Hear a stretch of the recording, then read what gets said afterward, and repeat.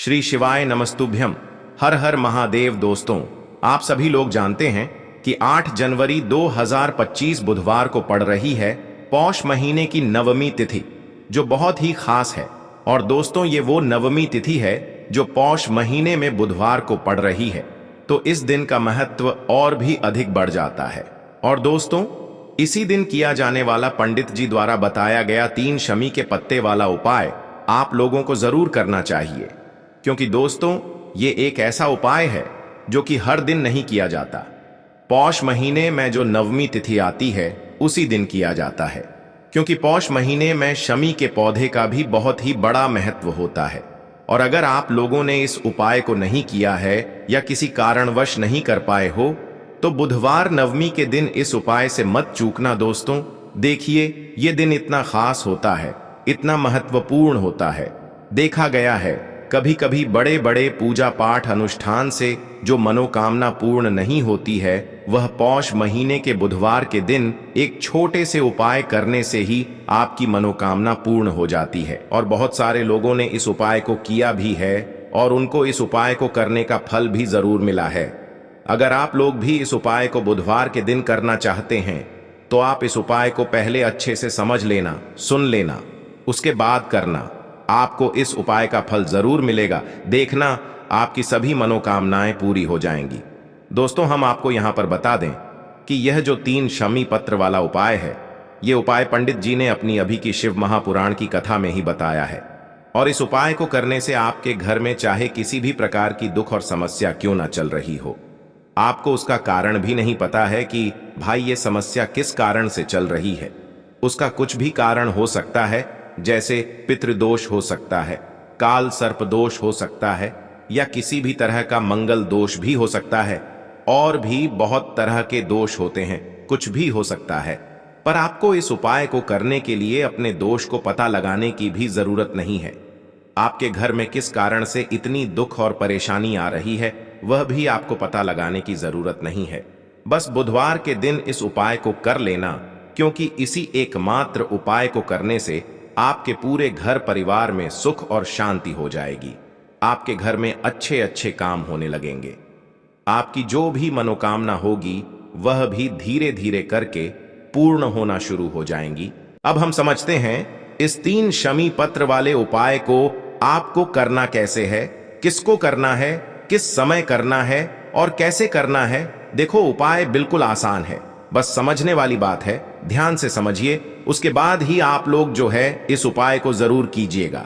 लेकिन उससे पहले जो भी मेरे भाई, मेरी प्यारी बहनें आज चैनल पर पहली बार आए हैं या मेरी आवाज आज पहली बार सुन रहे हैं, अगर आप भी महादेव के सच्चे भक्त हैं, तो वीडियो को लाइक और चैनल को सब्सक्राइब जरूर कर लें और कमेंट बॉक्स में लिखे हर हर महादेव, जय मां लक्ष्मी।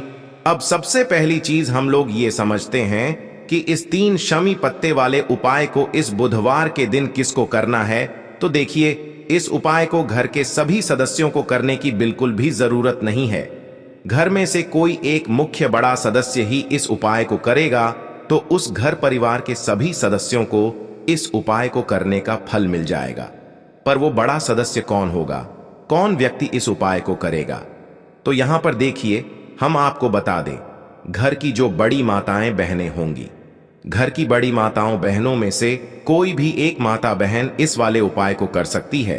अपने पूरे घर परिवार के लिए घर में सभी सदस्यों को इस उपाय को करने की जरूरत नहीं है। मात्र घर की जो बड़ी माताएं बहनें हैं, उनमें से कोई भी एक माता बहन इस वाले उपाय को करेगी, तो उसके घर परिवार के पूरे सदस्यों को इस उपाय का फल मिलेगा। अगर किसी कारणवश माताएं बहनें घर में उपस्थित ना हो या वो इस उपाय को ना कर रही हो, कुछ दिक्कत हो, तो भाई उस जगह पर फिर घर का कोई बड़ा व्यक्ति भी इस उपाय को कर सकता है। माताओं बहनों के कहने का मतलब यह था कि माताएं बहनें घर की लक्ष्मी होती है। जब घर की लक्ष्मी कोई उपाय करती है, तो निश्चित ही भगवान शिव जी बहुत जल्दी प्रसन्न होते हैं और उपाय का फल में बहुत जल्दी और बहुत बड़ा करके भी यहां पर देते हैं। तो आप लोग ये बात समझ गए होंगे। अब हम ये बात समझते हैं, इस वाले उपाय को हमें करना किस समय है। 3 शमी पत्ते वाले उपाय को हमें इस बुधवार के दिन करना किस समय है। तो देखिए, इस उपाय को करने का जो समय है, सुबह का समय है। अब देखिए, यहां पर हम मुख्य रूप से शाम का समय नहीं बोलेंगे, क्योंकि देखिए ये जो बुधवार की तिथि है और आप सभी लोग जानते हैं इसका सुबह का जो समय होता है ना, इस दिन भगवान शिव और माता पार्वती जी मां लक्ष्मी का सबसे प्रिय दिन होता है।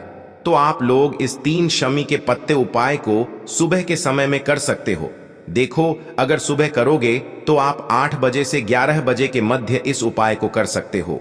और देखो अगर शाम के समय कर रहे हो तो इस दिन जरूर शाम के समय का ध्यान रखना कि रात के 6 बजे से लेकर 7 बजे के बीच में अगर आप इस उपाय को कर सकते हो तो बिल्कुल कर लेना, पूरी कोशिश करना, आपको उपाय का फल जरूर मिलेगा।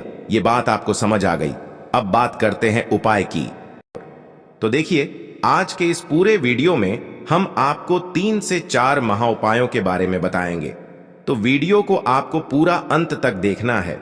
देखिए पहला और दूसरा उपाय बहुत ही खास है और तीसरे उपाय को करने से जो आपका अटका हुआ पैसा है, आपका जो अटका हुआ धन है जो आपको मिल नहीं रहा है, तो वो आपको प्राप्त होगा और आपकी सारी समस्या समाप्त हो जाएगी और आपकी सारी मनोकामनाएं परिपूर्ण होगी। तो चलिए सबसे पहले हम जान लेते हैं पूज्य गुरु जी द्वारा बताए गए पहले महाउपाय के बारे में। इस उपाय के लिए सबसे पहले तो आपको मात्र 3 शमी पत्र लेने होंगे। इसी के साथ में आपको मात्र थोड़ा सा शहद लेना है। शहद आप मात्र 1 चम्मच या फिर उससे भी कम लें और इसी के साथ में आपको मात्र एक तांबे के पात्र के अंदर अपने घर से शुद्ध जल लेना है।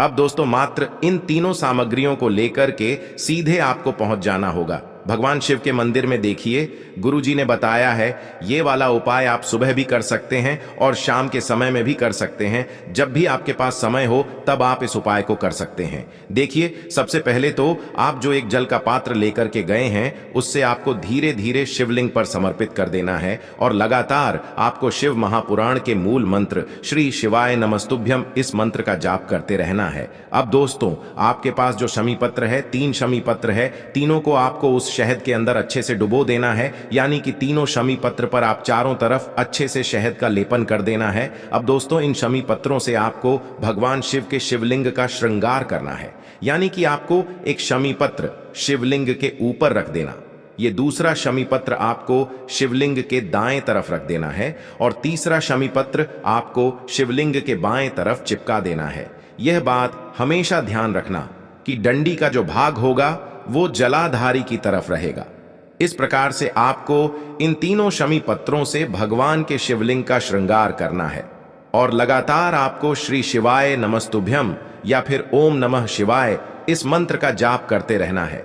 उसके बाद में फिर आप जिस भी मनोकामना के लिए उपाय कर रहे हैं, चाहे आप धन की प्राप्ति के लिए ये उपाय कर रहे हैं तो उससे आपको महादेव से परिपूर्ण करने के लिए प्रार्थना कर लेनी है, या फिर यदि आप व्यापार के लिए कर रहे हैं, अपनी नौकरी के लिए इस उपाय को कर रहे हैं, या फिर अपने संकटों को समाप्त करने के लिए यह उपाय कर रहे हैं, तो जो भी आपकी मनोकामना है उससे महादेव से परिपूर्ण करने के लिए आपको बोल देना है और फिर आपको वापस अपने घर आ जाना है। पूज्य गुरु जी कहते हैं कि यदि आप इन शमी पत्र से और वो भी बुधवार के दिन शिवलिंग का श्रृंगार करते हैं तो महादेव आपकी जो प्रार्थना है उसे बहुत ही शीघ्रता से स्वीकार करते हैं और आपकी सब मनोकामनाएं पूर्ण होने लगती हैं और महादेव आपकी जिंदगी को भी सिंगार देते हैं। चलो अब बात करते हैं हमारे दूसरे उपाय की तरफ। देखो इस उपाय के लिए आपको लेना है एक गोल बाती का दीपक। आप चाहें तो मिट्टी का ले सकते हैं या फिर घर से शुद्ध आटा मढ़कर उसका दीपक आप तैयार कर सकते हैं। इसके बाद आपको लेना है शुद्ध गाय का घी।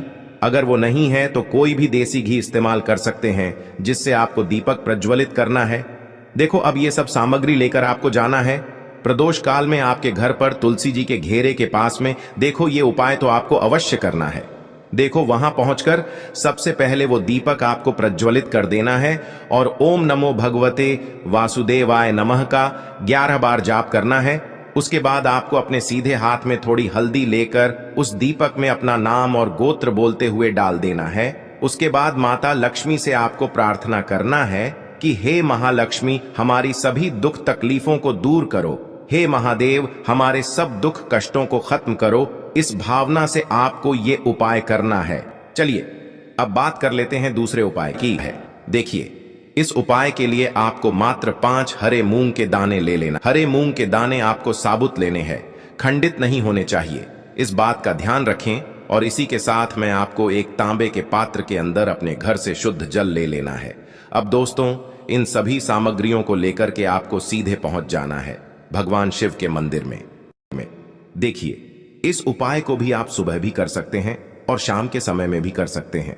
देखिए, भगवान शिव के मंदिर में पहुंचने के बाद आपके पास जो 5 हरे मूंग हैं, उनमें से पहला जो हरा मूंग है, आपको शिवलिंग के सामने जो नंदी महाराज होते हैं और उनका जो पैर उठा हुआ होता है, वहां पर आपको पहला हरा मूंग समर्पित कर देना है और आपको ओम नमः शिवाय इस मंत्र का जाप कर लेना है। फिर आपको दूसरा हरा मूंग लेना है और शिवलिंग पर जो श्री गणेश जी वाला स्थान होता है, वहां पर आपको यह दूसरा हरा मूंग समर्पित कर देना है।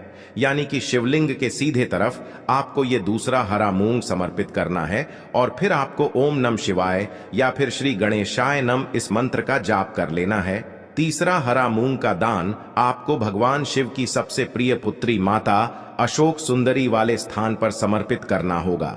शिवलिंग की जो जलाधारी होती है, जहां से जल बह करके आता है, उसी जलाधारी के बीच में जो कहीं कहीं उठी हुई लाइन होती है सांप की आकृति के रूप में, वहीं पर आपको तीसरा हरा मूंग समर्पित करना है और फिर आपको ओम नमः शिवाय इस मंत्र का जाप कर लेना है। अब दोस्तों, चौथा जो हरा मूंग है, उसे आपको भगवान कार्तिकेय जी का जो स्थान होता है शिवलिंग पर, वहां पर आपको ये चौथा हरा मूंग का दाना समर्पित कर देना है और आपको ओम नमः शिवाय इस मंत्र का जाप कर लेना है। अब दोस्तों, आपके पास जो 5वां और अंतिम हरा मूंग बचा हुआ है, उससे जल के पात्र के अंदर डाल देना है और इस हरे मूंग से युक्त जल से आपको भगवान शिव के शिवलिंग का अभिषेक कर देना है। जल आपको बिल्कुल धीरे धीरे समर्पित करते जाना है और लगातार आपको शिव महापुराण के मूल मंत्र श्री शिवाय नमस्तुभ्यम इस मंत्र का जाप करते रहना है। फिर आपको शिवलिंग के सामने बैठकर, यदि आप अपने बच्चों के लिए ये उपाय कर रहे हैं, यदि आप अपने बच्चों की बुद्धि, ज्ञान और विवेक के लिए उपाय कर रहे हैं, तो उसके लिए आपको प्रार्थना कर लेनी है, या फिर व्यापार में वृद्धि करने के लिए ये उपाय कर रहे हैं तो उसकी कामना करते हुए आपको प्रार्थना कर लेनी है, या फिर अपनी नौकरी के लिए कर रहे हैं, या फिर अपने इंटरव्यू के लिए, या फिर धन की प्राप्ति के लिए कर रहे हैं। जिस भी कामना के लिए आप उपाय कर रहे हैं, उसे परिपूर्ण करने के लिए आपको महादेव से प्रार्थना कर लेनी है और फिर आपको वापस अपने घर आ जाना है। पूज्य गुरु जी ने कहा है कि जो भी व्यक्ति इस उपाय को कर लेता है, तो यकीन मानिए आपके जीवन की जो सारे संकट, कष्ट और बाधाएं ही वो सभी समाप्त होंगे। अब हम बात कर लेते हैं तीसरे उपाय की। देखिए, इस उपाय के लिए आपको 2 दीपक लेने होंगे। दोनों ही दीपक आप मिट्टी के भी ले सकते हैं और दोनों ही दीपक आप शुद्ध आटा मढ़कर उनके भी तैयार कर सकते हैं। आटे के दीपक को सबसे विशेष माना गया है। अब दोस्तों, दोनों ही दीपक के अंदर आपको शुद्ध घी का प्रयोग करना होगा और एक दीपक के अंदर आपको गोल रुई की बाती का प्रयोग करना होगा और एक दीपक के अंदर आपको लंबी बाती का प्रयोग करना होगा। लंबी बाती वाले दीपक के अंदर आप मौली वाला जो धागा आता है कलावा का, उसकी बाती का प्रयोग भी आप लंबी बाती वाले दीपक के अंदर कर सकते हैं। देखिए, 2 दीपक वाला ये चमत्कारी उपाय केवल रात्रि में ही किया जाता है, इसीलिए आपको इस उपाय को बहुत ही ध्यान से समझना है। इसी के साथ में आपको 11 काले तिल के दाने लेना है और इसी के साथ में आपको मात्र 1 चुटकी हल्दी भी लेनी होगी। अब दोस्तों, यह सभी सामग्री लेकर के आपको रात्रि के समय पहुंच जाना है अपने घर में, जहां कहीं भी तुलसी जी का पौधा, तुलसी माता का निवास स्थान है, वहां पर देखिए दोस्तों, सबसे पहले तो आपके पास जो एक गोल बाती का दीपक, उसे आपको तुलसी जी के वहां पर प्रज्वलित करना है। दीपक को प्रज्वलित करते समय आपको ओम नमो भगवते वासुदेवाय इस मंत्र का 11 बार जाप कर लेना है। अब देखिए दोस्तों, आप जो 11 काले तिल के दाने लेकर के आए हैं, उन्हें आपको अपने सीधे हाथ में रखना है और जो आपने गोल बाती वाला दीपक प्रज्वलित किया है माता तुलसी जी के वहां पर, उसके ऊपर से आपको इन 11 काले तिल को घाटी की दिशा में घुमाना है। आपको अपना नाम और अपनी गोत्र को बोल देना है और फिर आपको इन काले तिल को उससे जलते हुए दीपक के अंदर डाल देने हैं। देखिए, काले तिल भगवान विष्णु के पसीने से उत्पन्न हुए हैं और जब भी हम यह दीपक बुधवार की रात्रि में प्रज्वलित करते हैं, तो इससे हमें हमारे कर्ज में राहत मिलती है, हमारे जीवन में धन प्राप्ति के नए नए मार्ग खुलते हैं, हमारा अगर कोई भी कार्य रुका हुआ है तो वह भी परिपूर्ण होता है। देखिए गोल बाती का जो दीपक है, विशेषकर हम माता तुलसी के वहां पर भगवान विष्णु और माता लक्ष्मी के निमित्त प्रज्वलित कर रहे हैं। इस प्रकार से आपको ये दीपक प्रज्वलित कर देना है। अब जो आपके पास लंबी बाती का दीपक है, एक चुटकी हल्दी है, तो इससे आपको लेकर के पहुंचना है अपने घर के मंदिर में। आपके घर के मंदिर में माता लक्ष्मी की जो भी प्रतिमा ही मूर्ति है, उनके सामने सबसे पहले तो आपको ये लंबी बाती का दीपक रखना है। फिर आपको दीपक को प्रज्वलित कर देना है। दीपक को प्रज्वलित करते समय आपको ओम महालक्ष्मी नमः इस मंत्र का जाप करते रहना है। अब दोस्तों, आपके पास जो एक चुटकी हल्दी है, उसे आपको अपने सीधे हाथ में रखना है और इस एक चुटकी हल्दी को आपको उस दीपक के ऊपर से 11 बार घड्डी की दिशा में घुमाना है और आपको ओम महालक्ष्मी नमः मंत्र का जाप करते रहना है। और इस एक चुटकी हल्दी को आपको उसे दीपक के अंदर डाल देना है। देखिए, एक चुटकी हल्दी वाला जो दीपक है, आपके जीवन से दुर्भाग्य को समाप्त करता है। माता लक्ष्मी की आपको कृपा प्राप्त करवाएगा। धन प्राप्ति के आपके जीवन में नए नए मार्ग बनाएगा। गुरुजी द्वारा बताए गए ये सब सिद्ध उपाय है। दोस्तों, इस वीडियो में हमने आपको गुरुजी द्वारा बताए गए 3 से 4 बहुत ही चमत्कारी उपाय बताए हैं, जो आपको करने हैं। उपाय से लेकर कुछ भी पूछना है तो कमेंट बॉक्स में पूछ सकते हैं। उपाय को करते समय किसी भी प्रकार की गलती ना करें। अगर आपको हमारी वीडियो पसंद आए तो हमारे इस चैनल को सब्सक्राइब जरूर करें, वीडियो को लाइक जरूर करें। हर हर महादेव, ओम नमः शिवाय। देखो, इस उपाय के लिए आपको लेना है एक गोल बाती का दीपक। आप चाहें तो मिट्टी का ले सकते हैं या फिर घर से शुद्ध आटा मढ़कर उसका दीपक आप तैयार कर सकते हैं। इसके बाद आपको लेना है शुद्ध गाय का घी।